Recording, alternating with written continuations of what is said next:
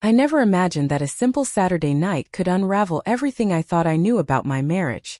My name is Ethan. I'm 37, and I've been married to Mia for 12 years. From the outside, our life looked picture perfect.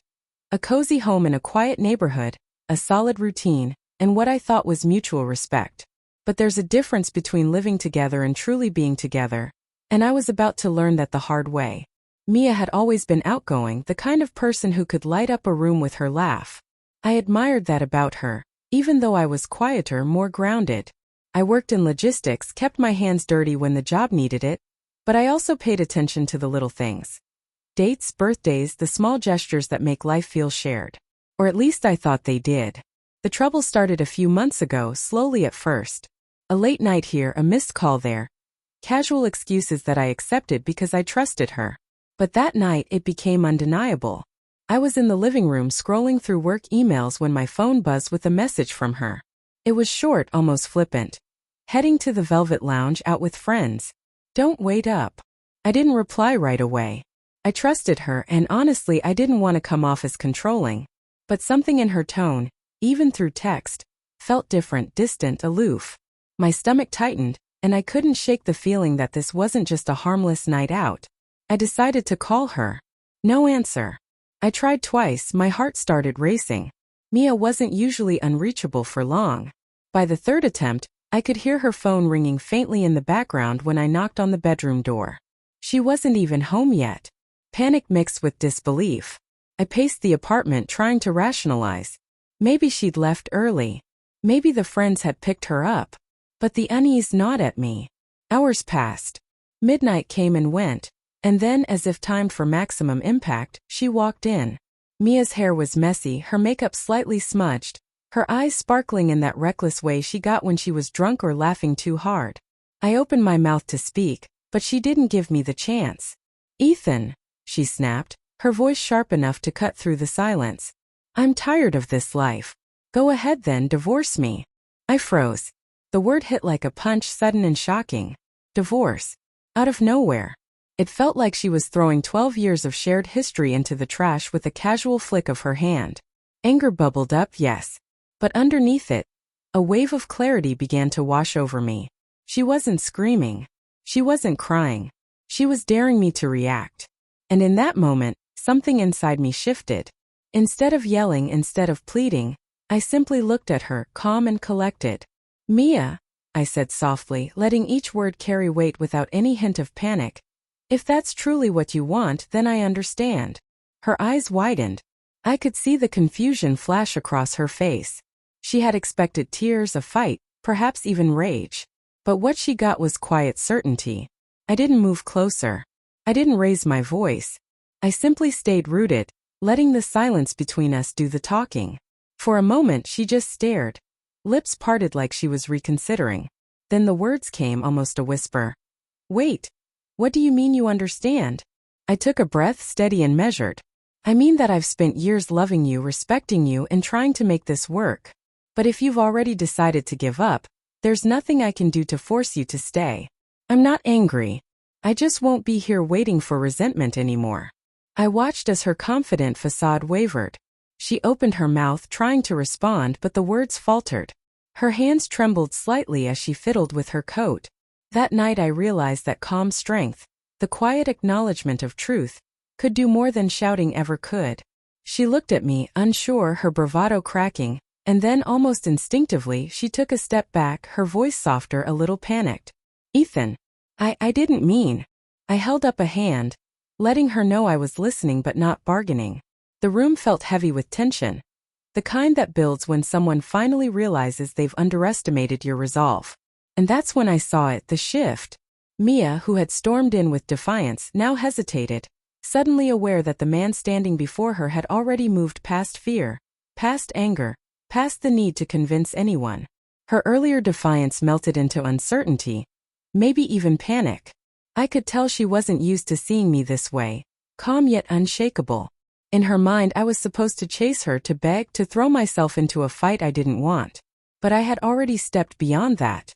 My worth wasn't negotiable anymore. She shuffled toward the couch, fidgeting with the hem of her sweater. "Ethan, I didn't mean what I said. I thought. You thought what? I asked, my voice steady but firm.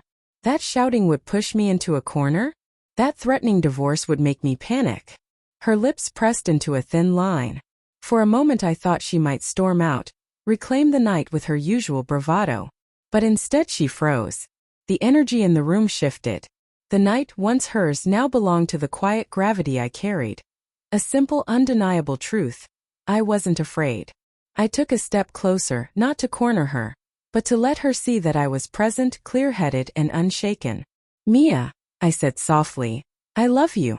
I always have. But love doesn't mean enduring disrespect or empty threats. It doesn't mean living in fear that one night out could destroy months of stability. Her eyes widened again. I could see the weight of realization pressing down on her. This wasn't a man pleading for her to stay. This was a man stating the truth. And in that truth she found no leverage. Ethan, I didn't. I shook my head gently, cutting her off, not out of anger but clarity. Stop. Just listen. I'm not angry at you. I'm not hurt in the way you expect. I'm disappointed, yes, but mostly I'm done being manipulated by fear, by threats, by moments that shouldn't carry this kind of power over us. If you want to walk away, fine. But I won't let your choices define my peace. Her hands dropped to her sides. The usual spark in her eyes, the playful defiance that had drawn me to her years ago, was gone, replaced with something fragile. Recognition, maybe even fear of actually losing me. I didn't mean to scare you, she whispered, almost pleading now. I let out a breath I hadn't realized I was holding. Calmly, I stepped closer again, this time not as a man ready to confront, but as a man standing fully in his own space. It wasn't about fear, Mia. It was about understanding boundaries, understanding respect. You can go out, you can make choices, but you can't expect me to shrink, to beg, or to chase after someone who doesn't appreciate what we've built.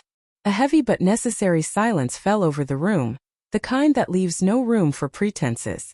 I watched her struggle with the sudden absence of drama, her mind racing to find a foothold in a situation she hadn't anticipated. Then came the turning moment. She flinched almost imperceptibly when I reached for the keys on the counter. I picked them up calmly, jingling them, and said, I'm going for a drive. Clear my head. Don't wait up. Her reaction was instantaneous. Wait, Ethan, don't leave like that, she stammered, her voice rising slightly in panic. The confidence she'd walked in with was gone, replaced by the sudden realization that I wasn't running after her. I was taking control of myself, my space, my life. I looked back at her, calm, composed. I'm not leaving because I'm angry. I'm leaving because I'm aware. Aware that respect isn't optional, that love isn't negotiable, that boundaries exist, and if they're ignored, peace becomes impossible. She rushed forward, hesitating at the doorway, torn between pride and desperation. Ethan, I didn't mean it. Please just stay. Let's talk. I paused, gripping the car keys, letting the moment stretch. The air was thick with realization for both of us. Then I said simply, I've heard you, Mia, but some lessons can't be repeated. Respect is earned, not demanded. And in that instant I saw her decision. Her walk had turned into a sprint. Her earlier bravado replaced by urgency. She had underestimated my calm, my resolve. She had expected anger, tears, chaos. Instead, I offered clarity, a silent assertion of self-respect, and that was enough to make her rethink everything. By the time I opened the front door, she was right there, hesitating, waiting, her face pale in the dim hallway light. The night that had started with chaos and threats ended with a truth neither of us could ignore. The power of calm, certainty, and unwavering boundaries. And as we stood there, a quiet understanding passing between us, I realized something crucial. Sometimes the strongest response isn't anger, confrontation, or revenge. Sometimes it's simple. Stand firm, honor yourself, and let the consequences of clarity do the talking. Mia didn't storm back to the club. She didn't laugh off the threat.